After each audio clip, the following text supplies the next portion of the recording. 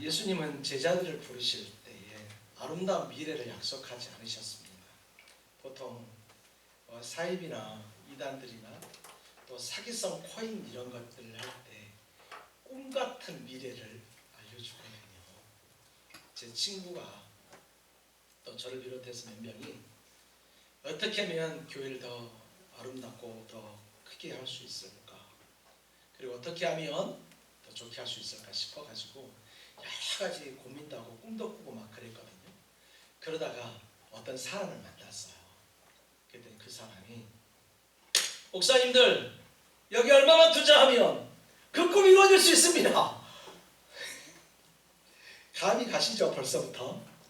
그래가지고 어떻게 해요? 그랬더니 이렇게 설명을 하는 거예요. 야, 이렇게 하면 말이죠, 우리 성도들이 그렇게 원하시는 주차장 넓은 교회 공간 있잖아요. 마음껏 주차할 수 있고 마당에서 족구도 할 수 있는 막 그런 땅도 있고 이런 것들 할 수 있을 것 같은 거예요. 그런데 저희가 그것이 허상이라는 걸 알잖아요. 그래서 아이고 그러시냐고 정말 할렐루야. 그리고 이제 안 했습니다. 네. 왜냐하면 사람들은 말이죠, 꿈 같은 것들을 자꾸 얘기하고요, 당장 현실의 것들은 말하잖아요. 그래서 이렇게 말합니다. 그들은 지금 조금만 투자하시고 조금만 좀 더 지나가다 보면 2개가 4개 되고 또 4개가 8개가 되고 8개가 16개가 되고, 그러다가 점점 더 커지는데, 그러다가 다른 한 사람만 더 데려오면 그 사람께 당신께 돼가지고 더블이 되고 그래서 많이 들어보는 다단계 같은 생각이 나지 않습니까? 사람들은 말이죠, 그렇게 마음속에 있는 어떤 원함이 있으면 거기에 이 펌프질을 해가지고 말이죠, 점점 더 키우려고 합니다. 자, 그런데 예수님은 제자들을 또 모으시고 부를 때 그들에게 아름다운 미래를 약속하지 않으셨어요. 너희가 나를 따르면 성공할 것이다. 성공도 약속하지 않았습니다. 너희가 나를 따르면 편안한 삶을 살 것이다 라고 하면서 편안한 삶도 약속하지 않으셨습니다. 또 모든 문제가 해결될 것이다 라고도 주님은 제자들에게 그 어떤 약속도 하지 않았습니다. 성공이나 편안한 삶이나 미래나 아름다운 것들, 어떤 모든 문제가 해결될 것을 약속하지 않았습니다. 다만 주님은 그를 따라오는 사람들에게 이렇게 말합니다.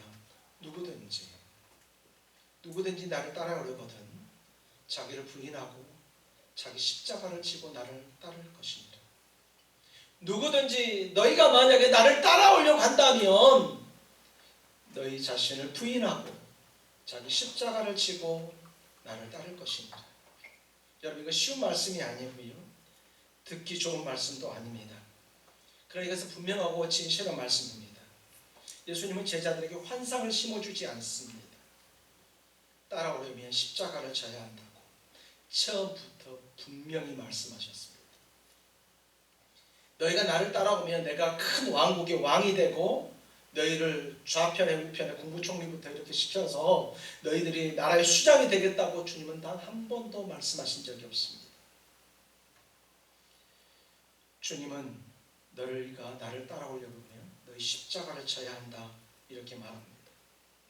우리는 이 말씀 앞에 분명히 좀 서야 할 필요가 있습니다. 우리는 종종 십자가를 바라보는 것만이 신앙인 줄 압니다. 우리가 특별히 지금 3월 한 달 동안 이거 십자가 목에 걸고 다니잖아요. 사람들이 저보고 말이죠, 성공의 신부니까라고도 하고 막 그럽니다. 그래서 제가 우리 교회가 이번 3월 한 달 동안 우리가 지금 하고 있는 것을 설명을 해줍니다. 그런데 우리가 십자가를 목에 거는 것이 끝이 아니고 십자가를 바라보는 것이 신앙인 줄 착각하면 안 됩니다. 십자가 앞에 한 발자국 더 나아가야 되는데 그것은 십자가를 바라보는 것으로 멈추지 말고 그 십자가를 지고 따라와야 한다, 그렇게 얘기하고 있습니다. 그랬더니 제 친구들이 그렇지, 그러니까 십자가 왜 목에 거냐고, 등에 걸고 지고 해야지. 그래서 뒤에다 매라고 그렇게 하는 재미있는 목사님들도 있습니다. 여러분, 십자가를 보는 것이 아니라 십자가를 지고 가는 것이 바로 제자의 삶입니다.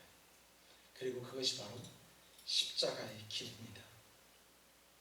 십자가 보면서 눈물 펑펑 흘리고 십자가 묵상하면서 정말 가슴을 치며 주님 왜 저를 위해서 그렇게 돌아가셨습니까? 주님, 제가 무엇이간데 저를 위해서 돌아가셨습니까? 라고 눈물만 흘리는 것이 제자의 삶이고 십자가의 길이 아니라 바로 그 십자가를 지는 것이 제자의 길이고 십자가의 길입니다. 오늘 본문을 보니까 이렇게 얘기합니다. 자기를 부인하고, 누구든지 나를 따라오려거든 자기를 부인하고 자기 십자가를 지고 나를 따를 것입니다. 여기 보니까 자기를 부인하라 이렇게 얘기하고 있습니다. 가끔 이 말씀을 들을 때 사람들이 오해하기가 쉽습니다. 자기를 부인하라고 하는 말은 내 존재 자체를 지워버려라 그런 말이 아닙니다. 꿈을 포기하라 그런 말도 아닙니다. 자기를 부인하고 자기 십자가를 져야 되는 거니까 네가 가지고 있는 꿈 다 버려 그거 아닙니다. 꿈을 버리라는 것이 아닙니다. 여기서 자기를 부인하다고 하는 이 헬라어 원문은 말이죠, 아피르네오마르라고 해서 말이죠, 이런 거예요.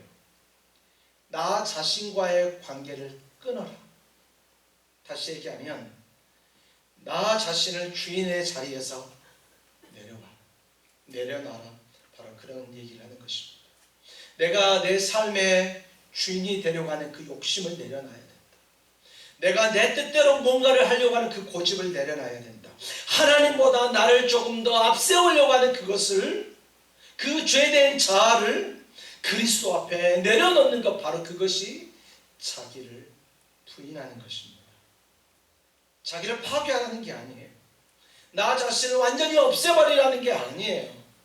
다만 내가 가지고 있는 그 욕심들, 죄된 자아들을, 그것을 내려놓으라는 것입니다. 이것이 진정한 자기 발견이 되어지는 것입니다. 여러분 생각해 보십시오. 우리가 우리 욕심을 따라 살아갈 때, 또 우리가 정말 그렇게 됐을 때 자유로운가? 그렇지 않다는 것입니다. 내가 내 욕심대로 살아갈 때 그것이 정말 자유로운가? 그렇지 않습니다. 욕심은 점점 우리를 노예로 만들게 됩니다. 내가 뭔가를 가지려고 했을 때 더 노예가 되어집니다. 돈이 필요하면 그 돈을 가지려고 돈의 노예가 돼서 더 쫓아가게 되고요. 명예를 가지려고 그 명예의 노예가 돼서 말이죠, 그 명예를 쫓아가게 됩니다. 그 어떤 것을 가지려고 그것의 노예가 되어지는 것입니다. 더 가지려고 하는 욕심, 더 높아지려고 하는 욕심, 인정받으려고 하는 그 욕심, 우리의 모든 그 욕심들을 끝없이 우리를 그렇게 몰아갑니다. 그러면 어떻습니까? 시간이 지나면 점점 우리는 공허해집니다.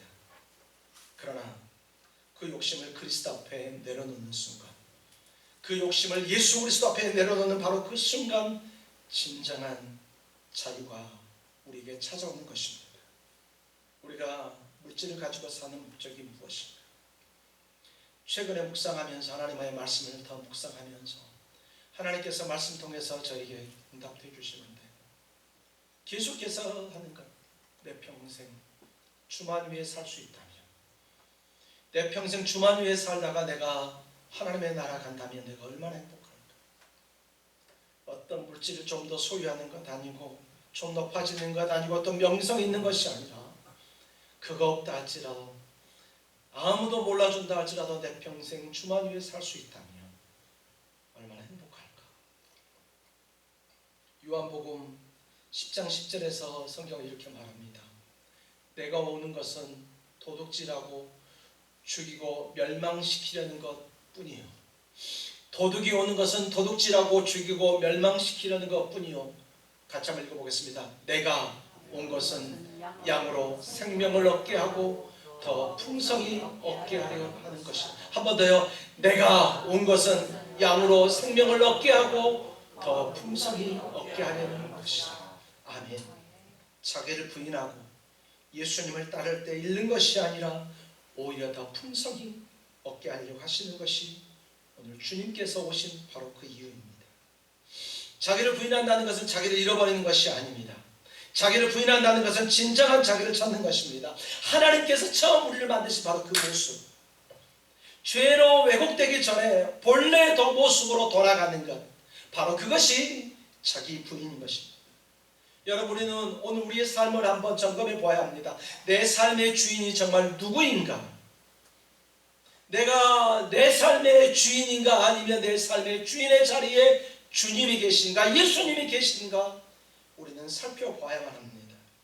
자기를 부인한다는 것은 무엇이냐면 내 삶의 주인의 자리를 주님께 기꺼이 내어드리는, 예수 그리스도께 기꺼이 내 삶의 주인의 자리를 내어드리는 것, 바로 그것이 자기를 부인하는 바로 그 시작인 것입니다. 바로 그때 진정한 그리스도인의 삶이 시작되어지는 것입니다. 오늘 계속해서 34절에 보니까 자기 십자가를 지고 나를 따를 것이니라 얘기합니다. 자기 십자가를 지고 나를 따를 것이라. 예수님께서는 십자가를 지고 이렇게 말하고 있지 않습니다. 예수님께서는 나를 따라오려고 하는 십자가를 지고 나를 따를 것이라 말하지 않고 자기 십자가를 지고 따라와라 이렇게 얘기하고 있습니다. 이 한 단어가 모든 것을 바꾸는 것입니다. 예수님만 십자가가 있는 것이 아니에요. 나에게도 십자가가 있습니다. 여러분에게 십자가가 무엇입니까? 여러분의 십자가가 무엇입니까? 가끔 예수 잘 믿는 부모님들이 말이죠, 예수 제대로 안 믿고 힘들게 하는 자녀들 보고 어휴 네가 내 십자가다 이렇게 말하고 어이구 이렇게 한숨 쉬는 분이 계십니다. 또 어떤 분들은 부모님이 예수님을 안 믿으면 우리 부모님이 내 십자가입니다. 직장에서 어떤 직장 상사가 괴롭히면 아이고 그 사람이 내 십자가입니다 이렇게 얘기합니다. 여러분, 십자가는 정말 고통스러운 것이고 무거운 것이고 피하고 싶은 것입니다. 그러나 그것이 십자가일까요? 그렇지 않습니다. 우리의 삶에서 지금 당장 피하고 싶지만 도저히 피할 수 없는 것이 여러분의 십자가일 수도 있습니다. 내려놓고 싶지만 도저히 내려놔지지 않는 것들, 감당하기가 너무너무 버겁지만 그럼에도 불구하고 걸어가야 되는 그 길, 그것이 나의 십자가일 수도 있습니다. 어쩌면 회복되기 어려운 관계, 도저히 용서할 수 없는 어떤 사람, 도대체 그 이유라도 알고 내가 조금 오해를 당하고 할 수 있는, 이유도 모르겠는데 오해를 당하는 그런 사람, 도저히 용서할 수 없는 사람, 포기하고 싶지만 도저히 포기할 수 없는 우리의 사명들, 또는 오랫동안 나를 힘들게 하는 그 환경이 우리의 십자가일 수도 있습니다. 하나님 앞에서 내려놔야 하지만 아직도 내려놓지 못한 그 어떤 것들, 구체적으로 그것이 무엇이라고 말할 수는 없지만 그것들이 우리의 십자가일 수 있습니다. 그런데 예수님께서는 오늘 바로 그것을 지고 주님을 따르라 말하고 있습니다. 주님은 그 십자가 지라고 말하고 있습니다. 예수님이 십자가를 지실 때를 여러분 한번 생각해 보실래요? 예수님께서 겟세마네 동산에 올라가셔서 예수님께서 하나님께 기도합니다. 내 아버지여, 할만하시거든 이 잔을 내게서 지나가게 하옵소서.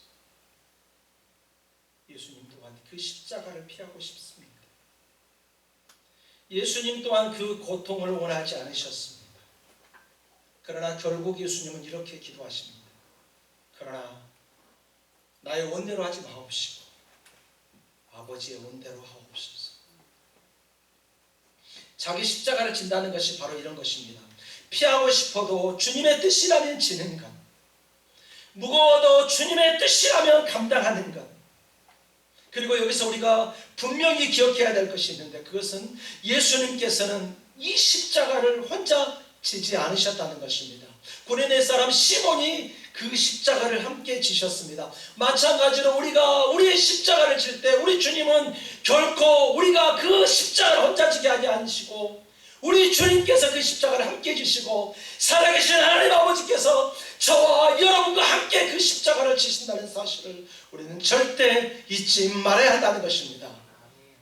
여러분, 마태복음 11장 28절로 30절 말씀이 있습니다. 함께 읽어보겠습니다. 수고하고 무거운 짐진 자들아 다 내게로 오라. 내가 너희를 쉬게 하리라. 나는 마음이 온유하고 겸손하니 나의 멍에를 메고 내게 배우라. 그리하면 너희 마음이 쉼을 얻으리니 이는 내 멍에는 쉽고 내 짐은 가벼움이라 하시니라. 아멘. 혼자 지는 십자가는 무겁습니다. 그러나 주님과 함께 저는 십자가는 쉽고 가벼워진다는 것입니다. 오늘 여러분에게 있는 십자가를 외면하지 마십시오. 내가 십자가처럼 생각하고 내가 고통스럽게 생각하는 것, 그거 절대 주님 앞에서 외면하지 마십시오. 그거 붙들고 주님 앞에 나아가십시오. 주님, 저에게 이런 관계에 어려움이 있습니다. 주님, 제가 도무지 감당하지 못할 이런 문제가 있습니다. 제가 도무지 해결할 수 없는 질병의 문제가 있습니다. 제가 도무지 감당할 수 없는 물질의 문제가 있습니다. 제가 이 사명 받고 나아갔지만 이 사명의 길을 가기가 너무너무 힘들고 어렵지만 그럼에도 불구하고 주님 손잡고 그 길 가기로 나오니 주님 나와 동행하여 주시옵소서. 우리 그 주님 손 붙잡고 주님 앞에 나아갈 때 주님께서 그 십자가 여러분과 함께 지실 줄 믿습니다. 여러분 35절 한번 보실래요? 35절 보니까 도무지 이해가 되지 않는 것들이 있습니다. 한번 같이 한번 읽어볼까요? 누구든지 자기 목숨을 구원하고자 하면 잃을 것이요 누구든지 나와 복음을 위하여 자기 목숨을 잃으면 구원하리라. 아멘. 이것이 십자가의 역설입니다. 살려고 하면 잃어버리고 잃으면 산다는 것입니다. 움켜쥐면 놓쳐버리지만 내어놓으면 얻을 수 있다는 것입니다. 높아지려 하면 낮아지고 낮아지면 높아진다는 것입니다. 세상의 원리와는 완전히 반대잖아요. 세상의 원리는 어떻게 해서든 붙잡아야 되잖아요. 세상은 말합니다. 더 많이 가져야 된다. 더 많은 물질을 소유해야 된다. TV에 어떤 연예인 보니까 말이죠. 연예인도 아닌데 어떤 사람 보니까 와 슈퍼카가 말이죠. 몇 대가 되고 말이죠. 때마다 바꾼다는데요. 몇 억짜리들을. 막 부럽지 않나요? 집을 어떻게 저렇게 큰 집에서 살까? 어떻게 저렇게 편안하게 살 수 있을까? 나도 저렇게 여행 다니면서 편안하게 삶을 누리고 싶다. 막 그런 생각이 있을 수 있잖아요. 그러려면 어떻게 되는가? 더 많이 가져라 얘기합니다. 그리고 더 강해져야 된다 얘기합니다. 강하면 마치 그것이 진리인 것처럼 말하는 세상입니다. 강한 사람이 말하면 틀린 것도 마치 정의가 되어지는 것 같은 세상입니다. 그러니까 더 강해야 된다라고 얘기합니다. 그리고 절대 포기해서는 안 된다라고 얘기합니다. 그러나 예수님은 말씀하십니다. 내놓으라. 잃어버리라. 그래야 진정으로 얻는다. 이 역설이 가장 선명하게 드러나는 것이 바로 예수님의 십자가입니다. 예수님께서는 십자가에서 모든 것을 다 잃어버리신 것처럼 보였습니다. 생명을 잃어버리셨고 제자들도 잃어버리셨습니다. 명예도 잃어버리셨습니다. 마치 하나님과 교제마저도 잃어버린 것처럼 주님은 외쳤습니다. 엘리 엘리 라마 사박다니 나의 하나님 나의 하나님 어찌하여 나를 버리셨나이까. 나의 하나님 나의 하나님 어찌하여 나를 버리셨나이까. 마치 모든 것을 다 잃어버린 것 같았습니다. 그러나 그 이름의 끝에 바로 부활이 있었습니다. 죽음의 끝에는 생명이 있었습니다. 예수님의 그 패배의 끝에 가장 위대한 승리가 일어났다는 것입니다. 37절, 36절, 37절 한번 볼까요? 사람이 만일 온천을 얻고도 자기 목숨을 잃으면 무엇이 유익하리요? 사람이 무엇을 주고 자기 목숨과 바꾸겠느냐? 예수님은 직접 물으셨습니다. 자, 만일 사람이 온천을 얻고도 그 목숨을 잃어버리면 무엇이 유익하냐? 너희 집에 쌓을 곳이 없도록 금은보화가 가득하면 그것이 무엇이 유익하냐? 네가 없는데, 네 목숨을 잃어버리는데 사람이 무엇을 주고 자기 목숨과 바꿀 수 있겠느냐? 예수님께서는 온천을 얻어도 생명을 잃어버리면 소용이 없다고 말하고 있습니다. 세상의 모든 것을 다 쥐어도 영원한 생명을 잃어버리면 그것이 무엇이냐고 묻습니다. 여러분, 오늘 지금 우리는 무엇을 붙잡고 있습니까? 지금 우리는 무엇을 잃어버릴까 두렵습니까? 여러분의 명예가입니까? 아니면 여러분의 건강입니까? 여러분의 물질입니까? 여러분이 꿈꾸는 그 미래의 꿈을 잃어버릴까 두렵습니까? 내 체면인가요? 안락함인가요? 계획인가요? 아니면 욕심인가요? 그것을 붙드느라고 정작 가장 소중한 것을 혹시라도 우리는 잃어버리지 않았는지 여러분이 다시 한 번 더 생각해야 합니다. 십자가의 길은 내려놓는 길입니다. 그러나 내려놓는 것이 끝이 아닙니다. 내려놓는 바로 그 자리를 하나님께서 채워 주십니다.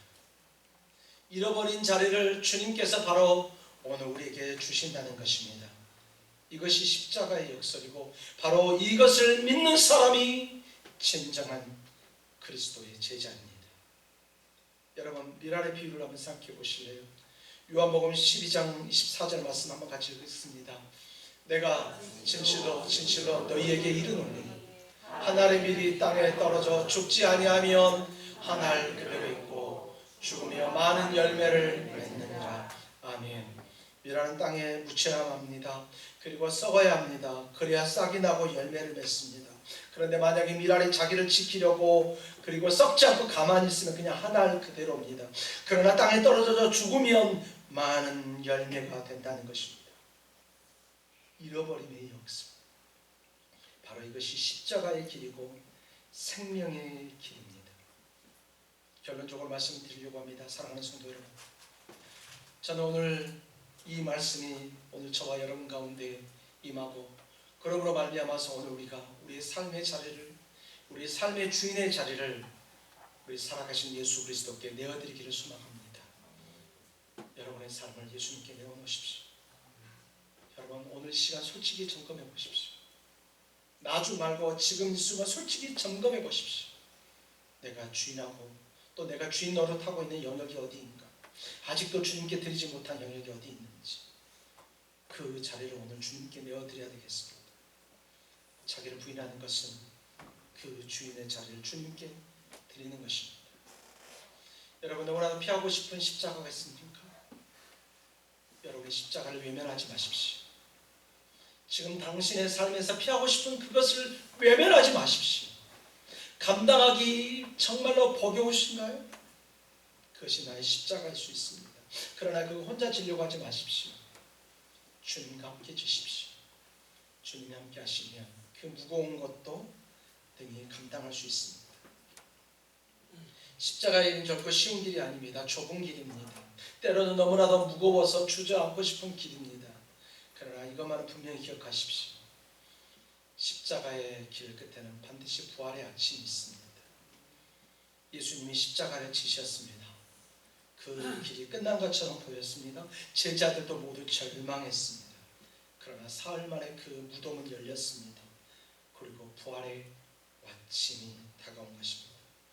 우리가 지는 십자가도 마찬가지입니다. 지금은 무겁고 조금 힘들어도 그 끝에는 하나님의 부활의 역사가 있습니다. 지금은 잃어버린 것 같이 보이지만 그러나 하나님께서 풍성히 채워주실 줄 믿습니다. 예수님의 초청은 오늘 이 시간에도 유효합니다. 누구든지 나를 따라오려거든 자기를 부인하고 자기 십자가를 지고 나를 따를 것이니라. 여러분 이 초청에 응답하십시오. 여러분을 부인하고 여러분의 십자가를 지고 주님을 따르는 결단을 하십시오.